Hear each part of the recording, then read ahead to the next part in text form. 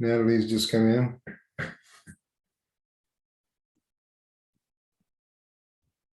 Welcome everyone to this lunchtime lecture. Today we have Rorisang Malebye, who's going to talk on a social license to operate. Now I'll let him introduce himself and give all the details. I suspect people will come in. I'll keep track of that. We are recording this, and there'll be some times for question and answers at the end of the talk. So, Rorisang, take it away. Okay, thank you. Share your screen and. If I may, is it showing?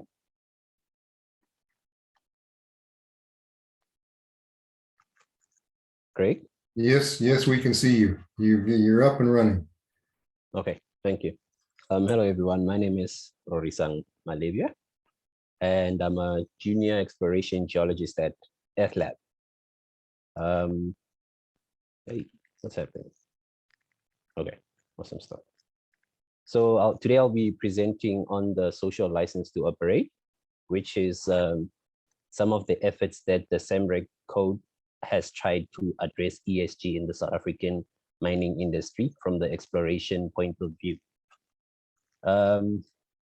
As you all know, my presentation covers a less technical but rather hot topic of ESG that pretty much focuses on the hot topic that's been happening in the recent mining indaba, and as highlighted yesterday, it's been a topic also at the junior indaba.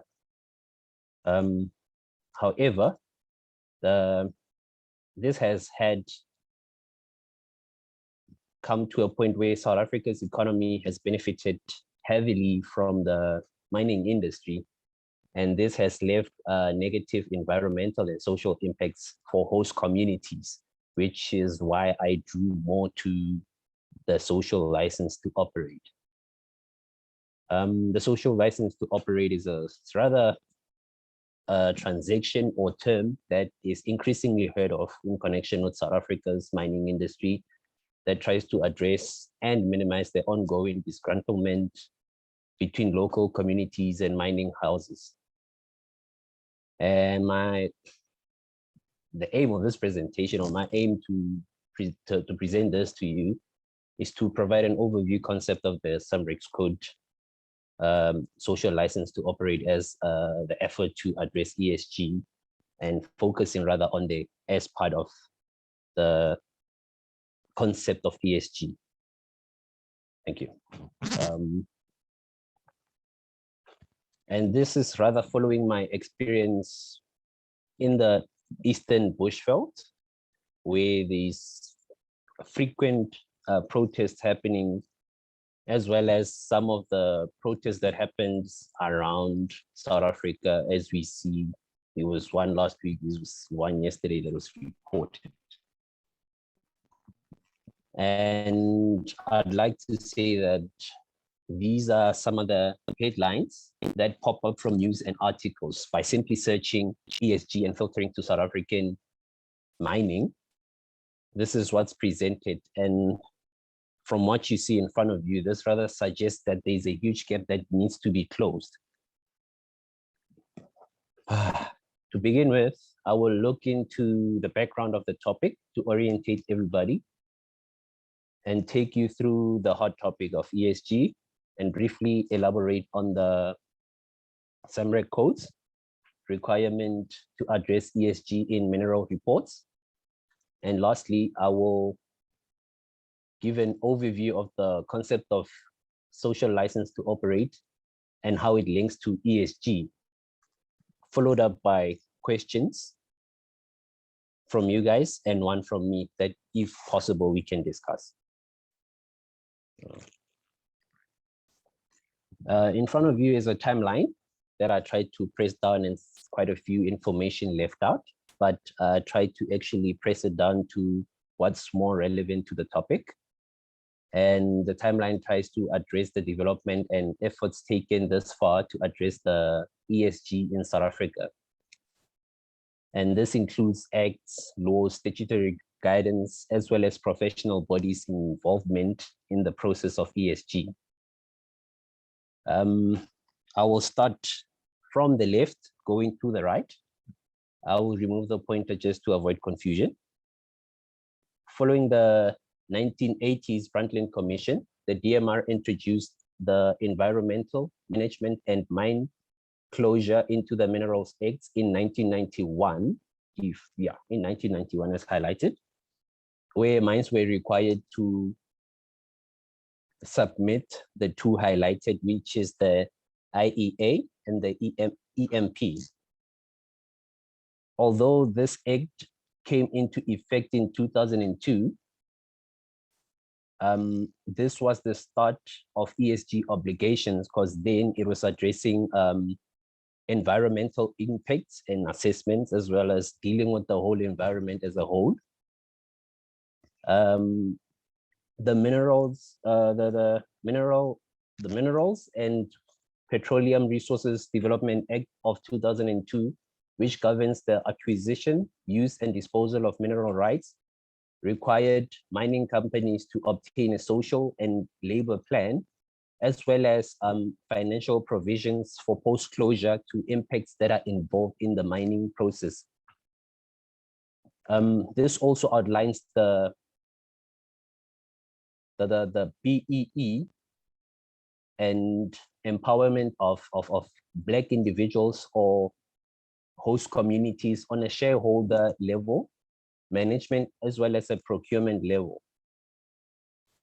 And in 2015, that's when to me personally, that's when this concept was introduced to me. The UN's vision of 2030, which represent the global plan of action for social inclusion, environmental sustainability, and economic development. Mining has always been directly and indirectly linked to all 17 SDGs. And as they coincide with one another, there's a map that actually shows how it coincides. I've actually attached it to the resources at the end of the page. There are immediate linked SDGs from the UN's vision, which is 11, 9, and 15, and I will touch base on that.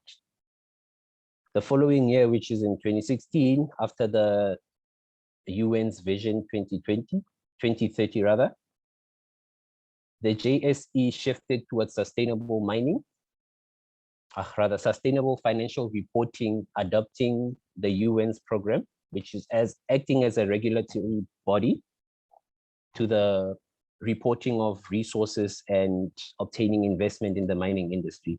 The JSE listed companies were required to report on ESG issues referred to as sustainable reporting, or rather, sustainable reporting. And this report of strategies and policies was trying to enhance transparency and accountability of mining companies and communities with the programs and projects that it runs. I will briefly elaborate on the SUMREG code, which is the last part on the far right, in the next few slides. And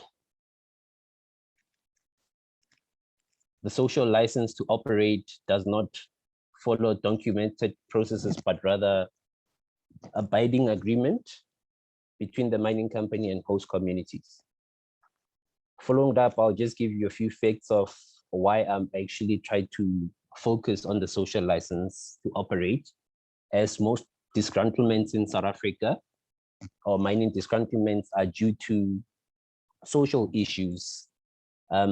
It being our famous word being zamazamas. Reportedly, we have about 8,000 to 30,000 illegal miners in South Africa, in approximately 6,000 abandoned mines, and majority of these mines are left unrehabilitated, which actually gives the bad name and actually adds on to South Africa's mining legacy.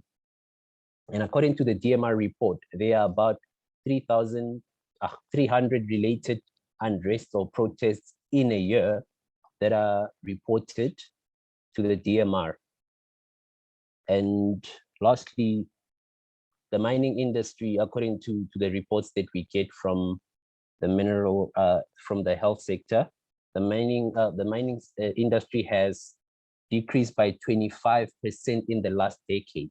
And from what is highlighted, this has left, or rather this makes it essential for the mining industry to improve and implement efforts to address ESG in the sector. ESG is a buzzword, like I highlighted, and to address ESG, we would have to understand the concept itself. ESG is an investment acronym that stands for environmental, social, and governance, and can be applied in various stages of a project, of a mining project. However, it is unique to each project because of the agreement and disagreements between host communities and the mining company. The E is concerned more with investors, as investors continue to demand accurate and transparent information on ESG performance to identify and prioritize funding for top-tier investments. And this includes the climate change, biodiversity, loss of indigenous vegetation, as well as protection of groundwater use, as well as surface water use. When investors look at the social criteria, they are interested in how a company manages its relationship with stakeholders, which is the employees, suppliers, customers, and host communities. The social aspect of ESG include public participation of host companies, host communities rather, companies, and it actually encourages skill transfer, employment opportunities, as well as routine issues such as adherence to employees' health and safety. Governance varies with jurisdiction for each mine because, or rather for each country. And it includes government and regulatory bodies, corporate governance, which covers tax transparency, as well as business ethics and accountability from both parties regarding ESG. In the mining context, governance rather refers to a set of principles defining rights, responsibilities, and expectations between stakeholders. As we have seen in most cases, as we address South Africa's protests, we tend to point at each other. And this is where governance puts people to be responsible and take accountability. And from my observation and research, literature research, I've seen that majority of the big mining houses have already prioritized ESG in their reports of mineral resources and reserves. I will firstly try to give or paint a picture of ESG issues. And in front of you is a photography of Ilan Godfrey of the mine tailings in Wonderkop, Marikana. Next to this tailings, there is an informal settlement that is exposed to harmful gases and dust that is carried through as the storm comes over. Secondly, this is an aerial photo by Mark showing an unrehabilitated gold mine or rather showing unrehabilitated gold mines in the Krugersdorp area. This actually shows how little investment from companies has been made from a social perspective in addressing ESG. This photograph here, also by Ilan, shows how limited sanitary and recreational facilities are in host communities that are immediately next to mine operation. And this is also in Marikana. With these pictures, I was actually trying to demonstrate how crucial it is to address ESG with the stance of South Africa's mining legacy. Just last week, we had of a fire in the Witbank area, which is still now lit. That was done by Zamazamas and apparently the community as a form of protest. It reports the ability of ESG tries to report the ability of the environment to maintain itself with minimal impact to people and indigenous vegetation, as well as it tries to create a microeconomy that has an input throughout the various mining stages, and as well as give the community the strength to sustain itself, its culture and religious activities post-mine closure. And then I will dip into the SAMREC code. An area of influence in mining is on the declaration of of mineral resources and reserves regarding ESG. And rather, this is where the SAMREC codes come in. As we all know, or to highlight to some that may not know, the SAMREC code is the South African code for reporting of exploration results in mineral resources as well as mineral reserves. And it sets a internationally recognized standard and procedures, as well as aiding competent persons to report credible information. The SAMREC, as the figure shown below, is a member of the SRISCO alongside the JORC and the Canadian NI 43101, which is an international guide that is recognized and can be used as a template. The SAMREC code is actually made up of various bodies as listed there, with enforceable code of ethics.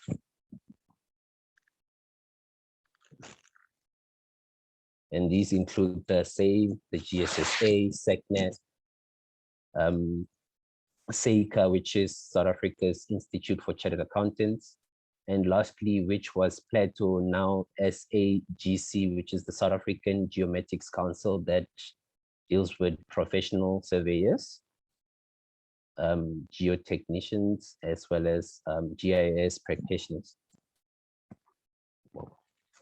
The SAMREC code provides a guidance for rather declaration of resources and reserves, as I actually pointed out in the initial or previous slide. As exploration and mining industry matures, several issues and practical realities were identified by, for example, some of the pictures that I was showing initially. And actually this indicated that there is much work that needs to be done. And actually pointed out to the SAMREC code to revise its code in 2016. And this was to ensure, with the rapidly evolving expectations of investors on ESG disclosures as an integral part of annual mineral reports, with the initial exploration plan and agreement, with the ongoing agreement as the project develops. SAMREC code introduced the social license to operate as a requirement following the global shift. And as a matter of interest, the social license, as a matter of fact, the social license to operate has been in effect since 2007 and can be found as well as in the 2009 update of the SAMREC code. And it has used the social license to operate, or the social matter as indicated there at the bottom, as a modifying factor. The social license to operate is key to the S in ESG. and these are rather related as they both concerned with mining companies meeting their social objectives as well as environmental objectives. The social license to operate includes human rights, employment standards, and routine issues such as adherence to workplace health and safety. And by definition, it's a non-formal or legally binding agreement between mining companies and stakeholders. However, it's a requirement by the DMR to obtain a mining license. Quite contradictory, that yes. And this is where I believe to actually have a gap and identify the gap within the system.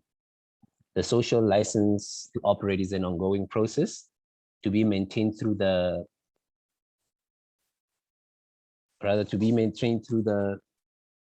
mine value chain, and must rather not be left over as an afterthought, which has caused many community disgruntlements that has cost mining companies and actually has lost us investors. The introduction of the social license to operate by the SAMREC was to improve the risk associated and the impacts of mining operations. The application of the social license to operate as a modifying factor is rather to determine mineral reserves, and it ensures that communities are involved before, during, and after mining activities has taken place.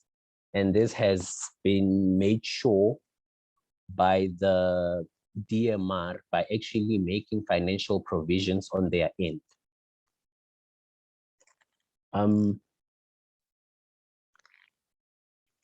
Okay, I just changed.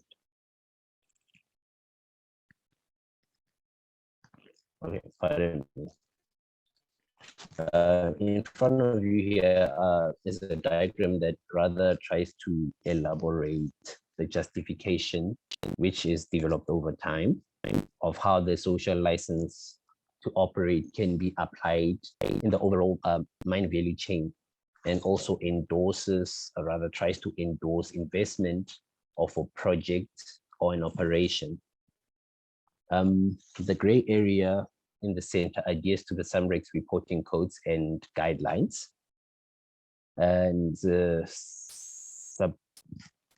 sequential steps from strategy all the way to mine closure rather has its own strengths and weaknesses, and these are unique to each project, and rather allows the social license to operate to be used with pre-existing organizations and regulatory bodies such as the SLP, which is the Social and Labor Plans, as well as the Mining Charter, to actually just name a few.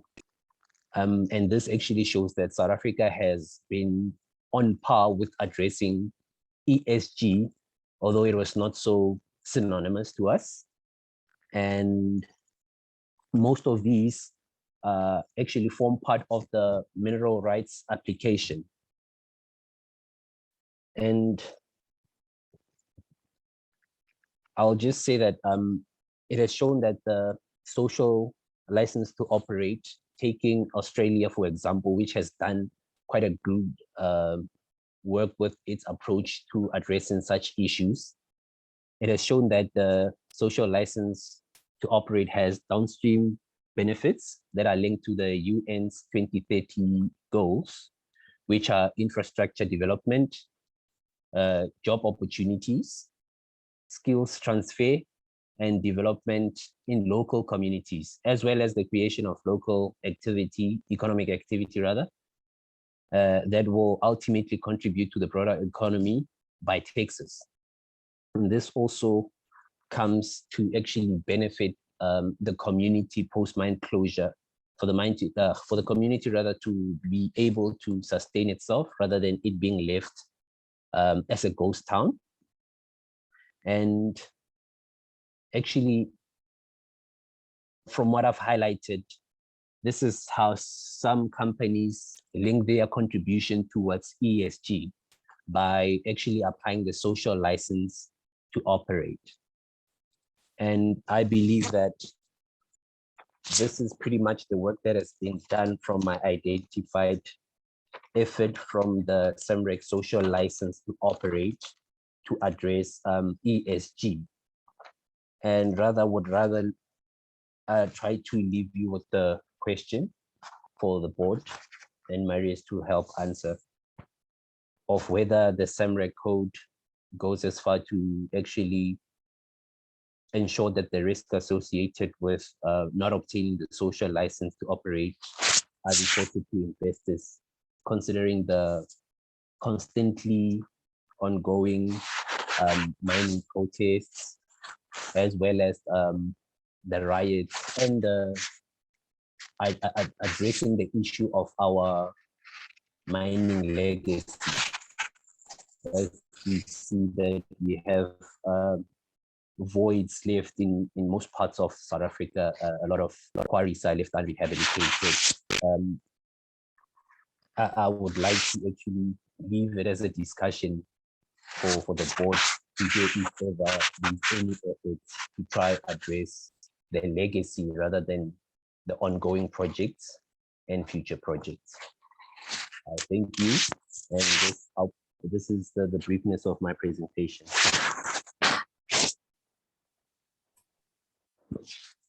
Any questions? Thank you, Rorisang. Are there questions or discussion that people would like to engage in? Just unmute your mic and ask away. If there's no takers, I have one question / comment. Marius, you've raised your hand. Go ahead. Thanks, Craig. No, it's also just a comment. Yesterday at the junior mining in Durban, it was quite interesting, where there's these two opposing sides to ESG compliance. Basically, that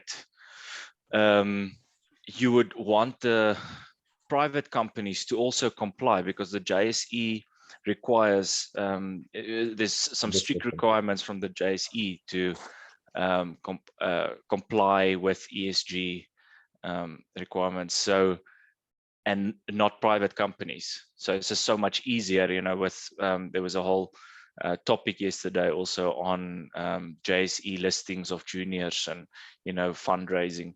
So on the one hand, it's much more difficult to comply once you are listed. And you would actually want something implemented maybe from the DMRE side to have not just listed companies, but even juniors comply with ESG requirements. But on the other hand, from the diamond sector, there was an example given that over the past, and I can't remember the timeline, but make it 20, 30, roughly 20 or 30 years or so, I can't remember exactly, make it 20 years. There's about an 80% decrease in junior diamond miners. And when they investigated why, it was simply because of the cost of compliance. So on this one hand, you have, you know, a push from the mining sector to say, you know, let miners mine, stop forcing miners to do so much in terms of the social and labor side of things, or the, let's say the S part of the ESGs. I mean, E, the environmental is still important, but let them mine and stop forcing them with all these strict requirements. But on the other hand, I mean, as Rorisang also showed today, it is very important, and we need to do our part as part of the UN's SDGs, as part of our fight against climate change, as part of our fight against inequality and as part of upliftment of communities. We need to do a part. So it's not really a question, but just a comment. I mean, we haven't sorted this whole ESG thing out yet. We haven't found the balance yet. Thank you, Mario. Thanks. Maybe just a comment from me to follow on from that. there's I think most of you will have seen the latest Fraser Institute study or survey, which puts South Africa in the bottom 10 of the world's mining, the world's exploration destinations. Yes. And my comment question is there a danger of tarring the explorationists as opposed to the miners with the same brush and the same types of requirements for compliance? Because that's going to kill a lot of exploration. In other words, is the discussions going down the direction of differentiating between exploration and mining to try and attract some of that exploration? Does anybody have an answer to that?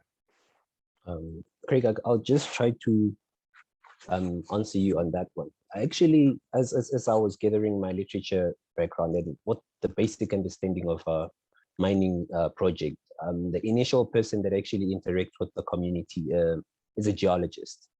However, in the process of the mining process, rather, this is left to a miner to actually take over, and these missing gaps of what was initially agreed. Hence, continuously you see, or rather with my presentation, I was rather trying to address the frequent protests that the responsibility is shifted because, again, the miners actually point the fingers to geologists and say, but we are not the initial people who got here, and then nobody's responsible. And in the process, it actually costs the mine and actually costs the economy, because with every protest, it actually costs the company, in turn affects the people and the local community. I don't know if I actually answered you. Yeah, it's an interesting problem. I mean, we hear stories not infrequently of local communities trying to treat exploration. An exploration geologist pitches up on the ground for a day or two, and there's an immediate assumption that they're going to start a mine, when that's not the case at all. And maybe there needs to be some marketing in terms of the difference between exploration and mining and the scale of these various operations. I don't know if anybody's thought about that yet.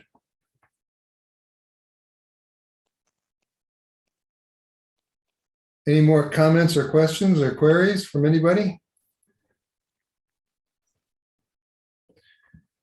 ESG is an interesting subject, and it does look like the mining sector is going to start employing a lot of sociologists, for example. And it's a topic that's going to generate a lot of discussion, a lot of thinking, and a lot of change over the next decade or so, I'm pretty sure. As part of that, and part of those concerns, is just remind people the GSSA has just formed a new division, the ESG division. So you're welcome to have a look at that. I think there's stuff up on the website already. And there'll probably be events and discussions and programs going forward from the ESG division. Last chance for comments, queries.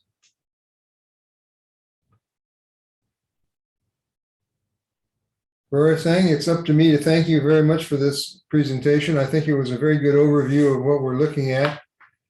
And it does point to some of the holes here and there.